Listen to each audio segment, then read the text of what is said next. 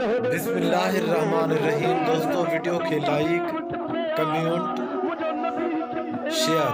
असांजे मोहम्मदी TV channel के subscribe करो। सैयदना आदम अलैहिस्सलाम उन मानू के दिसंदो जेको महबूब के पुकारे पियो साईं करीमन के रड़ करे सभी दो महबूब हे तुझो उम्मती तो के पुकारे पियो पंहिंजे उम्मती जी मदद जे लाइ वरी जो सुभान अल्लाह सुभान अल्लाह है सहारो बेसहारन जो मोहम्मद मुस्तफा है सहारो बेसहारन जो मोहम्मद मुस्तफा है वसीलो बेवसीलन जो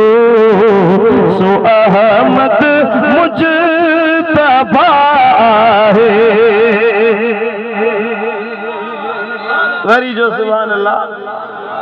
साईं जनीदा मलाइकन के चंदा छो मुझे उम्मती के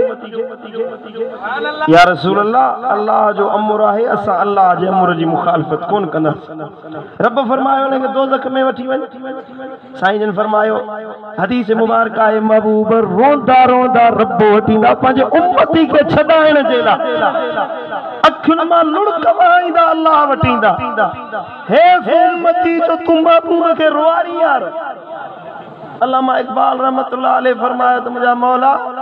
क़यामत में मुझो जड़ो हिसाब करी पर मुझा अमल महबूब जे सामो ज़ाहिर न कजा जे नबी जे सामो अमल मुझा ज़ाहिर थी वजन त कंद केड़ो खणंदुस साईं जन रोंदा ईंदा अल्लाह के अर्ज कंदा मौला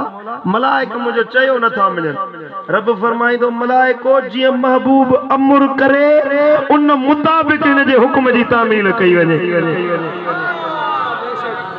मलाइकन के अमर कंदा वठी अचो वापस मीज़ान ते अमल तुरंदा सुभान अल्लाह ये जो अमल तुरंदा त गुनाह कररा थी विंदा साले अमल हल्का थी विंदा मलाइक अर्ज कंदा या रसूल अल्लाह गुनहगार असा हरू भरू दोज़ख में न पिया वठियो वञू ओ मुझा महबूब खातिया इन जे करे दोज़ख में ता वठियो वञू पिया साईं जन पंहिंजे खीसे मां हिकड़ी पर्ची कढंदा वरी जो सुभान अल्लाह साईं करीमन के सफेद रंग जो जन्नती लिबास ओढ़ल हूंदो सुभान अल्लाह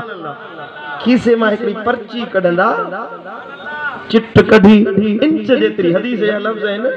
आंगुर जे पोर जेतरी माना इंच जेतरी आंगुर जे पोर जेतरी हिकड़ी पर्ची कढंदा खणी उन जे साले अमलन में रखंदा सुभान अल्लाह गुनाह हल्का थी वेंदा नेकिन वारो कुड़ भरजी वेंदो सुभान अल्लाह वरी जो सुभान अल्लाह मलाइक हैरत में पइजी वेंदा वो जेको अग में रोए पियो बीठो हेडे होडे पियो ॾिसे को मदद जे लाइ अचे हीअ जो ॾिसंदो त जहन्नम जा मलाइक हटी वेंदा उन ई जाइ ते जन्नत जा मलाइक जन्नती लिबास खणी बुराक काईंदा हल त तुंहिंजो सिफारिशी अॼु हसनैन जो नालो बणियो अल्लाह यार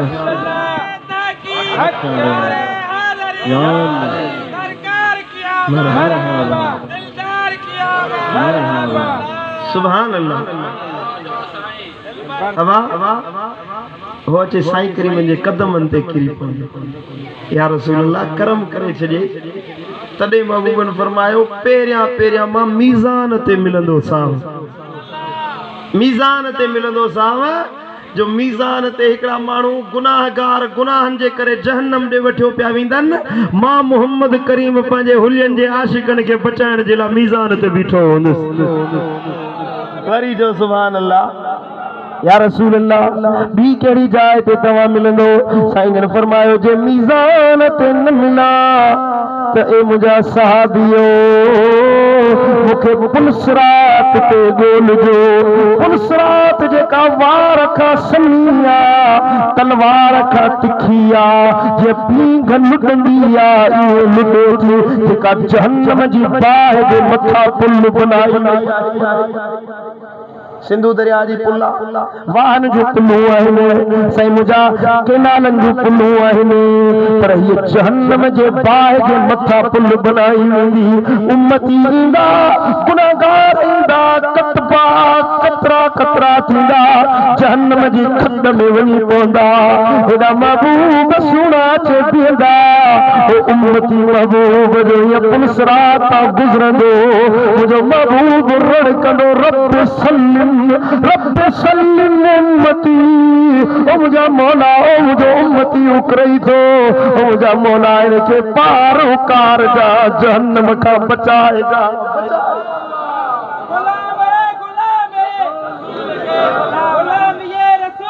सुभान अल्लाह सुभान अल्लाह अल्लाह अकबर कबीरा साईं करीमन फरमायो तो पुल सिरात ते गोल जो मां पंहिंजे उम्मतियुनि खे पुल सिरात तां पार उकारण में मदद कंदुसि वरी चओ सुभान अल्लाह या रसूलल्लाह टी केड़ी जाए हुंदी साईं जन फरमायो त मीज़ान ते ॻोल्हजो या मूंखे पुल सिरात वटि ॻोल्हजो या टी जाए मां कौसर ते बीठल हूंदुसि रब मूंखे क़यामत जे ॾियारे कौसर अता फरमाईंदो हौज़ कौसर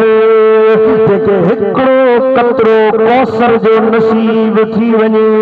हुलियन वारा उन जे मथां जहन्नम जी बाह हराम आहे वरी जो सुभान अल्लाह उन जे मथां दोज़ख हराम उन जे मथां जहन्नम हराम साईं करीमन फरमायो मुंहिंजा उम्मती ईंदा मां कौसर जा प्याला पंहिंजे हथनि सां भरे उन्हनि खे प्यारींदुसि मौला असांखे महबूब जे हथां कौसर प्यार जा वरी जो सुभान अल्लाह सुभान अल्लाह साईं जन फरमायो कौसर ते ईंदुसि मुंहिंजे सॼे पासे अबू बकर बीठल हूंदो मुंहिंजे खब्बे पासे हैदर करार मौला अली बीठल हूंदो हदीसा मुझे साईं फरमायो जेको अबू बकर जो मुखालिफा आहे मुझो उम्मती सदाए मुझो उम्मती थो पर अबू बकर जी गिला थो करे अबू बकर जी गीबत थो करे सिद्दीक़ अकबर जेला नाशाइस्ता लफ्ज़ थो ॻाल्हाए कौसर ते ईंदो त अली उनखे वेझो अचण कोन ॾींदो मौला अली चवंदो तूं मुंहिंजे यार अबू बकर जो गद्दार आहीं हट परे वेझो न अचजा कौसर उनखे मिलंदो जेको अबू बकर जो शान मञण वारो आहे नारे तहकीक वरी जो सुभान अल्लाह वरी जेको अबू बकर के तो मञे तो पर अली जी मुखालिफत तो करे मौला अली जो नालो नथो वणेसि अहिड़ा बि अथव नालो अली जो वठ तो मिर्च था लगी वञे हाँ अजीब ॻाल्हि आहे न तोखे तकलीफ़ थी थिए तो भली पई तकलीफ़ थिए असां त अली जो नालो वठंदा सुभान अल्लाह न चई सुभान अल्लाह घणा अहिड़ा विछूं हलंदा था पिया केॾी महिल अबू बकर खे गारियूं ॾींदा केॾी महिल अलीअ खे गारियूं ॾींदा इन्हनि सभिनी सां यारियूं छिनो तुंहिंजे अबे घटि वधि ॻाल्हाए तूं हुन सां गॾु वेंदे हा तुंहिंजी अम्मा जे लाइ कोन शाइस्ता लफ़्ज़ ॻाल्हाए हुन सां वेंदे ऐं नबीअ जे यारनि जे ख़िलाफ़ को ॻाल्हाए वरी तूं हुन सां यारियूं रखी तूं हुननि सां साईं मुंहिंजा कचहरियूं करी दावतूं उॾाई उन्हनि सां न तू उन जो साथ रख उन सां यारी रख जेको नबीअ खे बि पंहिंजो इमाम मञंदो आहे त चइनि यारनि खे बि पंहिंजो इमाम मञंदो आहे वरी जो सुभान अल्लाह सुभान अल्लाह मुझे मुर्शिद दिलबर साईं फरमायो सुभान अल्लाह ओ जंहिंजो पंज तन पाक सां प्यार न आ जेको मञंदो चार यार न आ जंहिंजो पंज तन पाक सां प्यार न आ जेको मञंदो चार यार न आ तंहिंजे कलमे जो एतबार न आ तंहिंजे कलमे जो एतबार न आ तन तरियल खां असां धार आयूं असां दर्जा हुबदार आयूं कंदा आल नबीअ सां प्यार आयूं असां दर्जा हुबदार आयूं कंदा आल नबीअ सां प्यार आयूं हरी जो सुभान अल्लाह सुभान अल्लाह साईं जन फरमायो त अली अबू बकर सां दुश्मनी रखण वारे के कोसर जे वेझो अचण कोन ॾींदो ऐं साईं जन फरमायो जेको मुंहिंजी शिफ़ात जो इनकार करे शक पैदा थिए त नबी शिफ़ात कंदो अलाए कोन कंदो अहिड़ा मलऊन बि आहिनि एड़ा मलऊन बाइन जेके चवंदा नबी शिफात कोन कंदो शिफात जो अकला कोन ॾींदो साईं करीमन फरमा अन अव्वल शाफिउन व अव्वल मुशफ़िउन साईं करीमन फरमायो सब खां पहिरियां मां शिफात कंदुसि ऐं सब खां पहिरियां मुंहिंजी शिफात क़बूल कई वेंदी साईं जन फरमायो जेको मुंहिंजी शिफात जो इनकार करे मुंहिंजी शिफात जो मुनकिर आहे तंहिंखे वरी मां कोसर पीअण कोन ॾींदुसि मुंहिंजे वेझो न अचे उहो माना कोसर उहे पीअंदा जेके अबू बकर जा हुबदार आहिनि जेके अलीअ जा हुबदार आहिनि ऐं जंहिंजे दिल जी हर हर धड़कन ते या रसूल अल्लाह जी तवार आहे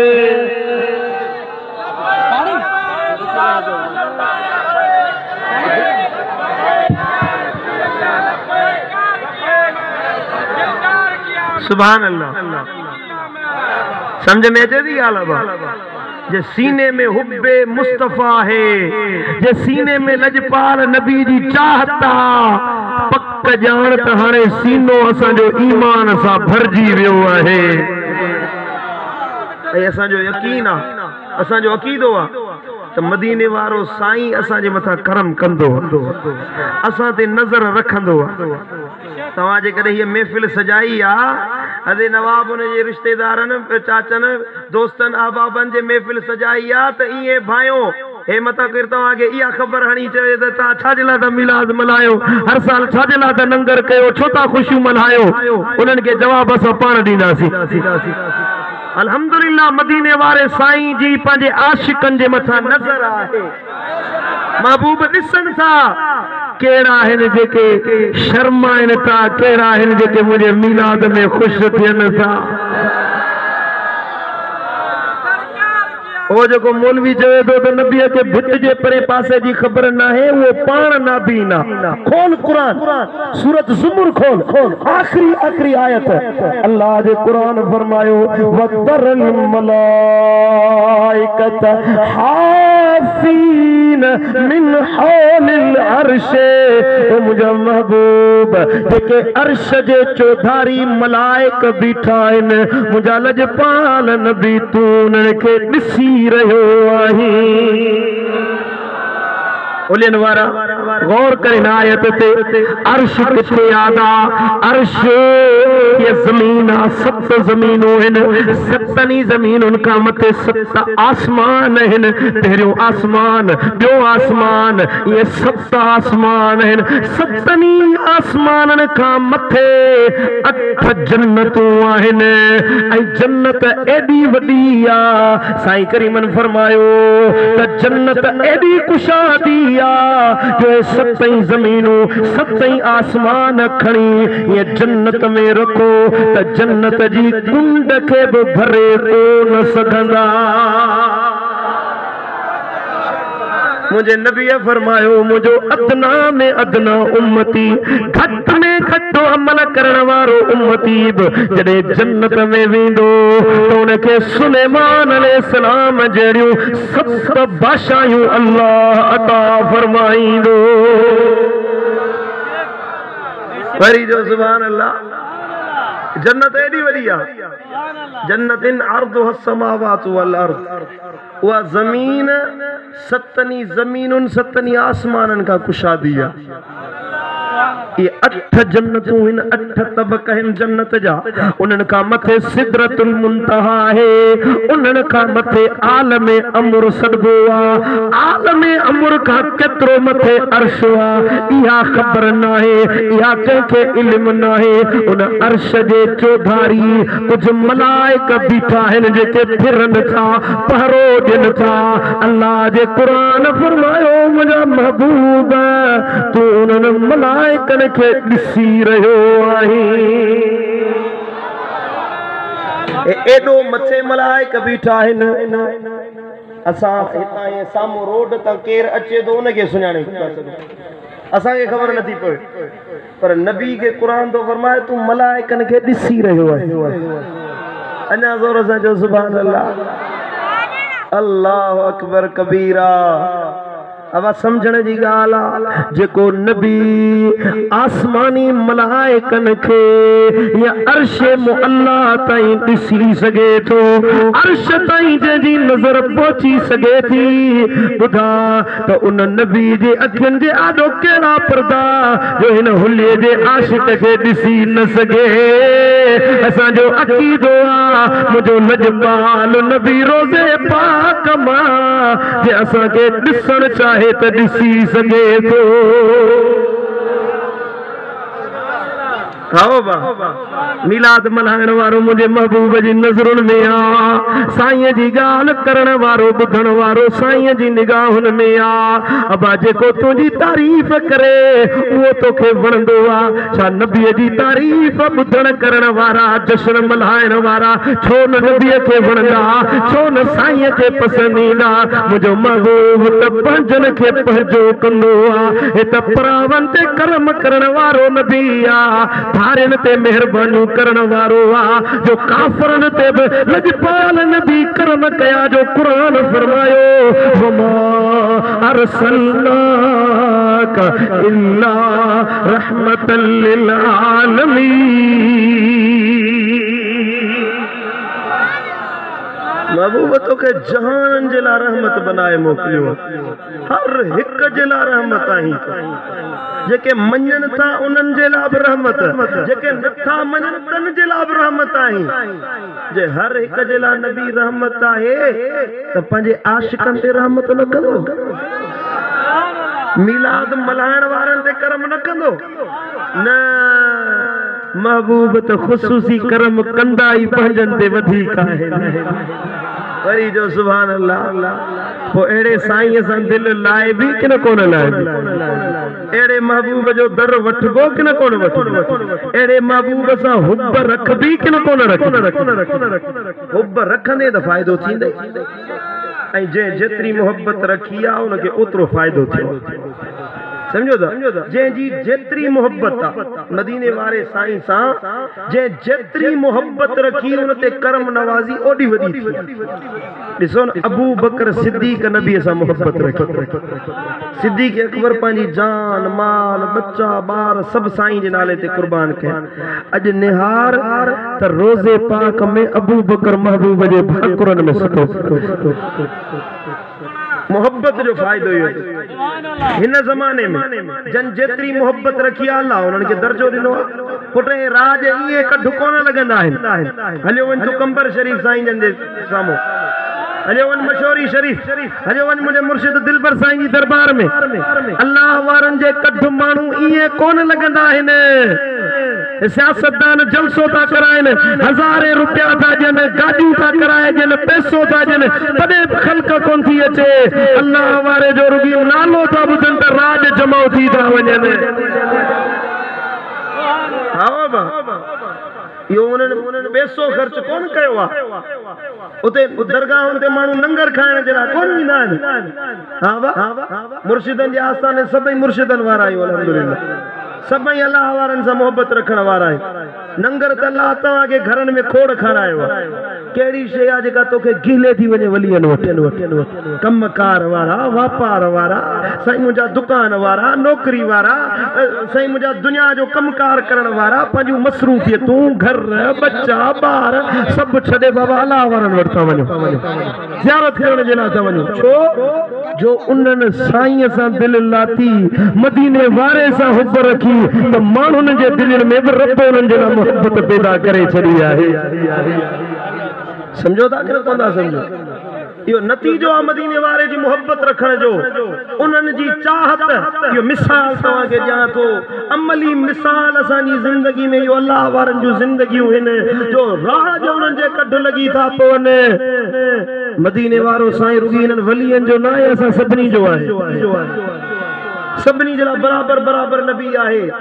जेको दिल लाईंदो आहे तो सो साईं मुंहिंजा वंड वठी वेंदो आहे लाए भी दिल के न कोन लाए भी मदीने जे मीर सालऊ लाईंदे मदीने जे मीर सालऊ लाईंदे लाईंदे त पल्ले गंज पाईंदे लख लख मिलंदई दुनिया आखिरत जो नेमतूं मिलंदई जे साईं सां दिल लाईंदे ओ महबूब सां दिल लाए भी मदीने वारे साईं जो दर वठबो थकजी पिया आयो हाणे अचे टेपरी नमाज जो टाइम थी वियो हलियो मूंखे वरी अञा ॿ जलसा ॿिया बि आहिनि उते बि पहुचणो आहे अल्लाह तव्हांखे शाद ऐं आबाद फरमाईंदो पुट जेका नसीहत ॿुधी आहे उन ते अमल कयो जेका ॻाल्हि ॿुधी सी साईं खे राज़ी कयो बेली हथ तो ॿधाऊं मदीने वारे साईं खे राज़ी कयो न छॾियो सुन्नत न छॾियो अॼु तोखे ॾाढ़ी नथी वणे अॼु तोखे निमाज़ नथी वणे अॼु तोखे साईं जो फरमान नथो वणे अॼु तोखे साईं मुंहिंजा दीन जी ॻाल्हि नथी वणे तूं उम्मती सॾाई थो केड़े मुंह सां उम्मती तो सदाई पुट अमल कर साले थी सदोरो थी मदीने वारे साईं जे दर ते साईं मुंहिंजा पंहिंजो पाण खे खपाए छॾ विकणी छॾ या राज दोस्त साथी अहबाब सभई आहिनि पर चओ त यार कम उहो कंदासीं जेको मदीने वारे साईं खे वणंदो आहे हा न जे तूं इहो सोच रखंदे त फ़ाइदो पाईंदे न त मालिकनि जा आशिक खोड़ मोहब्बत रखण वारा खोड़ तो अकेलो दर छॾे ॾिनो त नुक़सान पंहिंजो थो करे नुक़सान पंहिंजो थो करे ॿिए जो नुक़सान नथो करे पंहिंजो नुक़सान थो करे पंहिंजी जान जो ख़ैर ख़्वाह थी मुंहिंजे महबूब सां इश्क रखण वारो वरी जो सुभान अल्लाह इन दोस्त फरमाइश कई आयो हिकिड़ो शेर तो पढ़ा उन खां बाद में दुआ था करो सुभान अल्लाह मोहब्बत वारो जे दो अवां जा आशिक हज़ारो आहिनि ओ साईं अवां जा आशिक हज़ारो आहिनि असांजी यारी क़बूल पेशल ओ असांजी यारी कबूल पेशल असूल खा आया ओ अवां जी बानी है असूल खा आया ओ अवां जी बानी ये बंदी बेकारी कबूल पेशल अल्लाह बंदी बेकारी कबूल पेशल अवां जा आशिक हज़ारो आहिनि मोहब्बत वारे जी दिल जी तमन्ना या हुजे जो बहार सावण सरो सियारा असांखे तुझू पचारू प्यारा बहार सावण सरो सियारा असांखे तुझू पचारू प्यारा अची करायो विसाल वासिल हो अची करायो विसाल वासिल ये बंदी बेकारी कबूल पेशल अवां जा आशिक हज़ारो आहिनि सुभान अल्लाह साईं जे दर ते दुआ कयो त मालिक शल महबूब जे दर ते कबूल फरमाए अल्लाह ताला शाल मुझो चवण तवा जो बुधण पानी बारगाह में कबूल मंजूर फरमाए। अल्लाह असा के अमल दी तौफीक अता फरमाए। ठीक है एकड़ो दफो फातिहा शरीफ पढ़ो दे नवाब जे वालिदैन जे ना अल्हम्दुलिल्लाह।